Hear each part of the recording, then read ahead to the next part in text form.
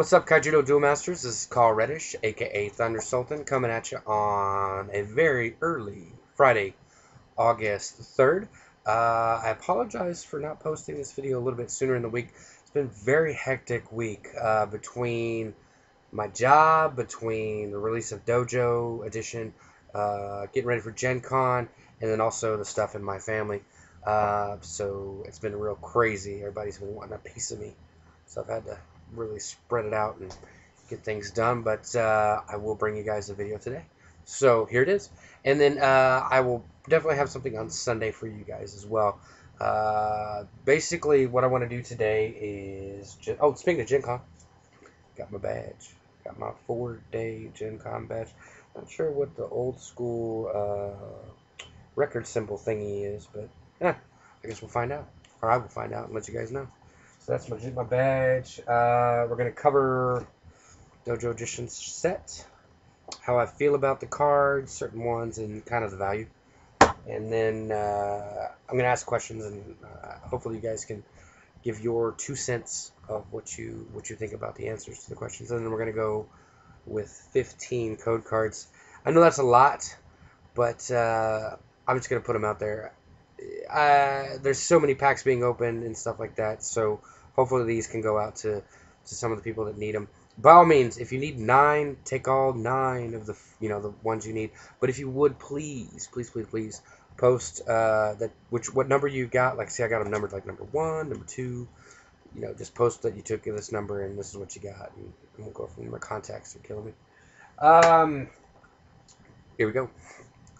First one, I include this one in the set, the Quill Spike Tetsurian, simply because he has a number of D1 out of D1 to DED. So he is, in my opinion, part of the Dojo Edition set. Will we see this guy printed again? I don't know. I don't know. I don't know exactly how big the print run is for Dojo. I don't know how big the print run is for the Bull Rush decks. I just don't know. Are we going to run out of Dojo Edition boosters in 2 weeks from now? Or is it going to be sitting there right beside the Rise set that you can buy both? I don't know. I got a question about that a little bit later. So, Quill Spike. I like him. He is a 5 cost.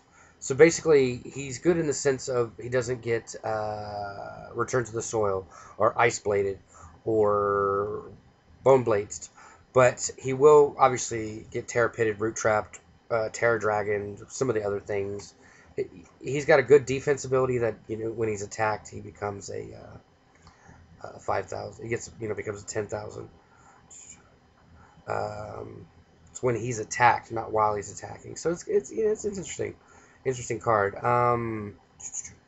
Earth. I was talking Earth Power, and he's like, yeah, you also got Slayers. You got to remember out the Slayers. And I was like, that's a very good point. So, interesting thing is he comes in the Bull Rush deck, along with Gilliflame and a booster pack and some other cards. Personally, I think the Gilliflame is way more playable than the Super. Hey, sorry I kept calling those cards Ultras in the box opening. I will not do that again, I promise. These are Supers. That's what they're called in this game, and I apologize. Alright. But yeah, the Gilliflame. Now, I would value this guy at $5, simply because he's in the Bull Rush deck. Don't know if he's going to get reprinted again. We'll just have to see. By all means, if you guys know any information about the printing runs or what's in the next set, guaranteed, yada, yada, yada, please put in the comments. Let me know. And I can correct myself on Sunday if need be. So I would value him at about like $5. The reason I would say that is because the Bull Rush deck is $12. And thank you, Wizards, for putting value in that set, the Bull Rush deck, because basically this guy's $5. Gilliflame is $4 to $5, and then you're paying, a little bit extra for the booster. Plus, later on down the road, if somebody lists them on eBay, you can snag them and always know that there's a booster in there, and you can pull the nuts like a Scaradormal or whatever. Who knows? This guy seems pretty good, and you guys know it. This guy is just bonkers with some of the power hitters. It's really good with the Splinter Claw Wasp, because it's a 5-mana double breaker. It's the only one. I underestimated that guy. He was my preview card. Didn't show him enough respect. Won't happen again. I'll definitely kind of look into my preview cards a little bit better. But yeah, Alcadis is really good. I sold them in my eBay store for 25 a piece. Thought about going 30, but I didn't know if that would be a little bit intimidating for people to be like, oh man, I need 3 of this. It's gonna be, 90 bucks for a play set, whatever. But obviously they've sold for 35, and there's one that ends tomorrow or the next day, depending on how you see this. But you'll have an actual perception of what an auction will be for this guy. So we shall see. But this guy's really good, constructed really good. King Tsunami, you don't want to pull this guy in your box, especially if it's a 2 super box. It's just not that good. If he was unblockable, maybe, but just being a 9 mana 8,000 double breaker. If he was a 9 mana, I'm sorry, level 9, maybe 9,000 or 9,500 with blocker. But this guy just dies to Comet Missile. He just dies to a common that has no restriction. I don't know. It's interesting. This card. This card is the one card I want you guys to really give me some feedback on. I love this card. This card's amazing. It's a lot better than people think. Yes, it gets Return to the Soil. Yes, it gets Bone Blades.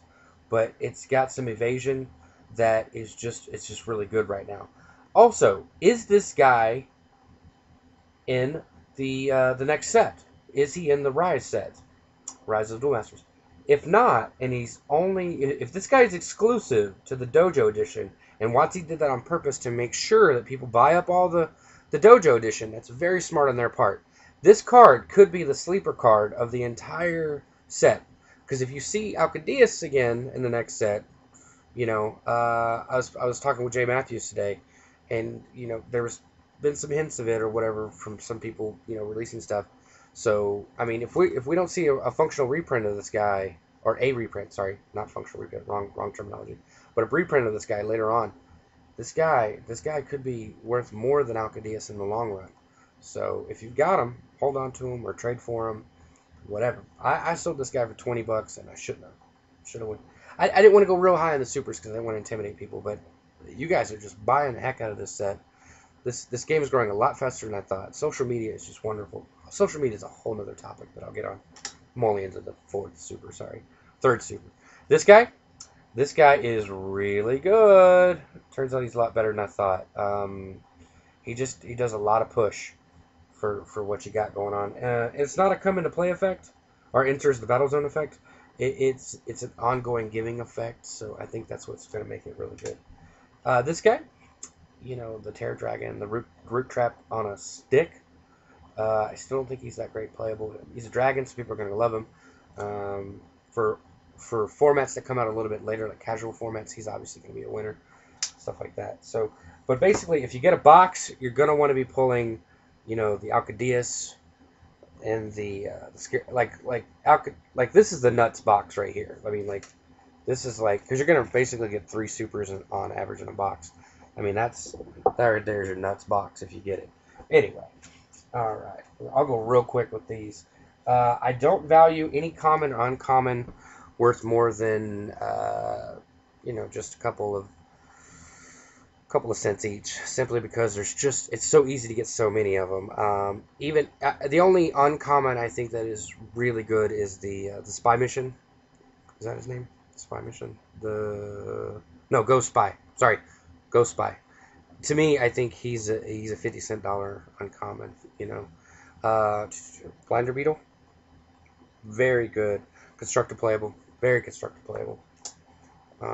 Grand Gur, very constructed playable. Dies to Comet Missile, not a big deal. I just think what you get out of him, the fact that yellow can attack other creatures is very solid in the color pie. Very balanced, very good. There's the baby Grand Gur-ish, Keeper of Dawn, obviously the Foul, stuff like this. This guy works really, really good with the Blue Looter, works good with Logo Scan, even with Red, I mean, stuff like that. Keeper of Twilight, you got your, it's another blocker. You've got, basically, I'll come back to it when I get to Sunseed. Luminar. 3 mana, 3,000. If we get an Evo for this guy, he's going to be good. Regroup. At the end of your turn, untap all your dudes. Don't think this card's good at all. It just doesn't have a value for your investment of A, a card, and B, to 2 mana. Shock and Awe, which I was clearly saying wrong. I was saying Shun and Awe, but no, it's Shock and Awe. This guy's really good. He's really good in the aggressive decks. This guy, alongside Mighty Shouter, is very, very, very good. You know, because this allows something to turn sideways, which allows the 6,000 Mighty Shouter to go after it and then get rid of something else. This is a good combo card with green. This guy, this Lantern blocker is really, really good. This allows something to tap something else, much like with the Mighty Shouter, Shock and Awe type thing. I think for the 1,000 power that you're losing, essentially, from the curve of yellow blockers, you get an ability to tap. So it's kind of like a built-in effect. It's kind of like a 0.5 card advantage out of it. Then you got Sunstalk Seed, which is your standard 2 mana, 3,000 blocker. And then I'll show you guys real quick. I mean, obviously there's the scale of blockers. You know, you're getting right here. You're getting 2 for 3, 4 for 5, 5 for 6, and then you have this big jump from 6 to 9. That shows you the value of Grand Guard. I'm telling you, man. Let's see. Sun Shock, I think, is good. I think it's a build-around card. The fact that it has the trigger makes it really, really good. The Shield Blast. I will call it triggers because that's just what I enjoy. It's my flavor of old school. Aqua Commando. Don't think he's that good right now.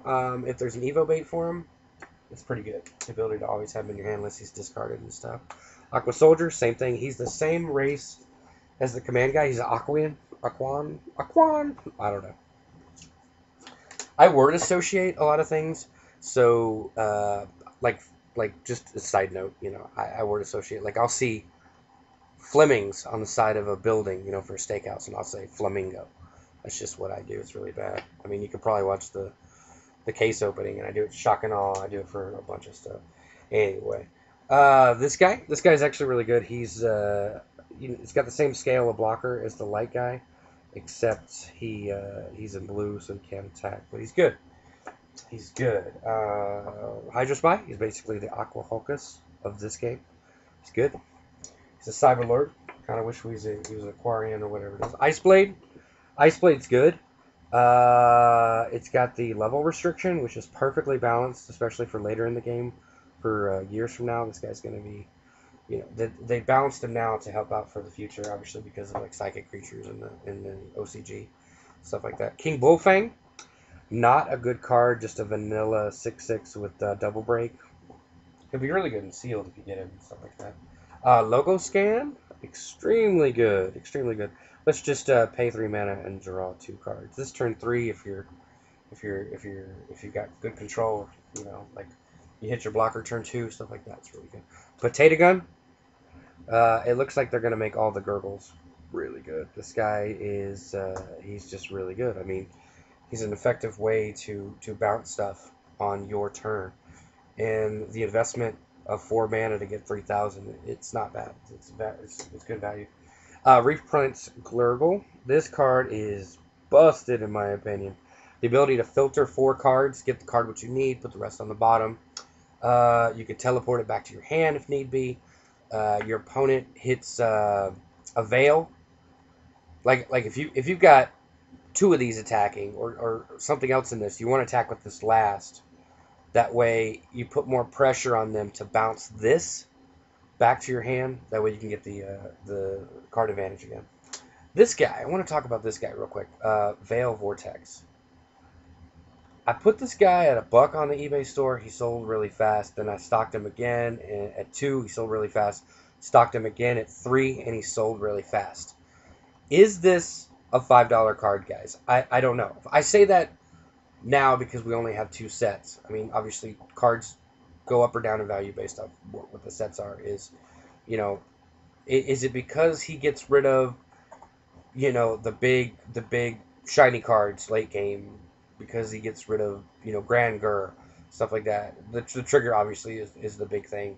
But let me know what you guys think. Do you think this is a $5 card, or is it's just a demand thing? People just need 3 and stuff like that. I don't know. This is the Looter card. I think this card has potential in the future. It's just way too slow at the moment. But somebody will break that card. This card is basically the big Slayer.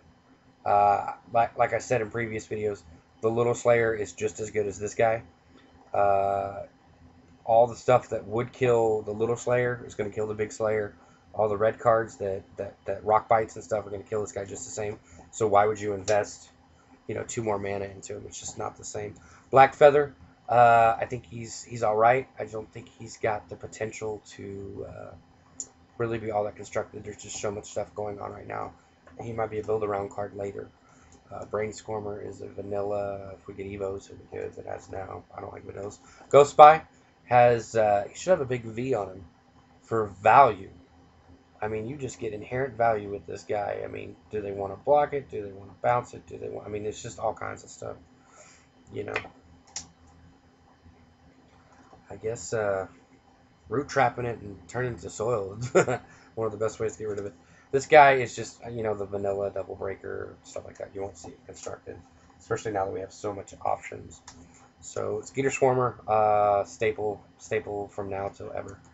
Just, it's got one of the lesser drawbacks for black. This is the baby Slayer that is just as good. I'm sorry, he's better than the big Slayer.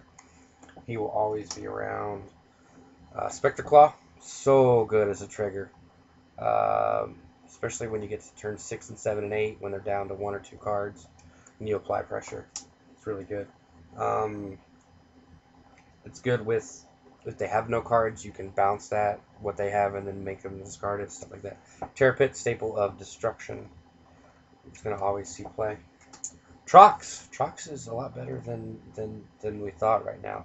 Because if you get to untap with this guy, yeah, and turn their stuff sideways with yellow or whatever, this card's really good. But untapping with him is a good thing. So, untapping with any of the big dumb idiots is awesome. But this guy is so awesome. He's not as good as Hydrobot Crab, so I think Earth Power still got the tech for this for the Hydrobot Crab. But this, sleeving up 40 of these would possibly give Hydrobot Crab a run for its money. It depends on who's on the play though. So I think a lot of it determines who is on the play as to how the game would go. 40 of these versus 40 Hydrobot Crab. Something might look into with him. See what I'm saying? Because the ability to play this guy first or draw first. Yeah, this joke's dead. Sorry, I'm just gonna move on. So I love the joke. Bolt Tail, really good. People look at it and go 8 and go but no. 8 is the new 7. 8 is the new 7, just like 4 is the 3. Wait, 4 is yeah. However that slang term goes, but yeah, he's good. I'd like to see him in like a promo foil. That'd be so weird. You get all your fast attacks in promo foil. That'd be so weird. Chainlash Tetsurian. This is the budget Chainlash Tetsurian. Just too many things have to be going right for you for this guy. Boy, my contacts are killing me. Too many things have to be going right for this guy. I mean, you gotta have a creature that can attack. You gotta have a creature that's bigger. And anyway, Comet Missile, staple, will always be around. I'm telling you guys, after Gen Con, I'm going to do a lot better setup and learn how to do all this stuff. I'm going to learn all of all of Earth Power's secrets and stuff, and learn how to do all this stuff. Have a lot better setup for you guys. Learn how to do some of the editing stuff. Draglide the Swiftest, he's good. He's also really good as a promo foil. But just the ability to have fast attack in the first and second set is awesome. Thank you, Watsy. This guy's good. Dracon Weaponsmith. The 2-drop is good. It's a good slot to fill in the green-red deck. Stuff like that. Applies a little pressure for 3,000. It's one of the interesting... the fact that he's so small and so powerful makes him good. Gatling, just 3 mana, 3,000. No big deal. Gila Flame. Let's talk about this guy and how busted he is. Boom! This guy's busted. He should have been a 4,000 in my opinion. He should be a 4 mana, 4,000. This guy makes me sweat. Look at that. The guy's making me sweat. He's so hot. He should be a 4 mana 4,000.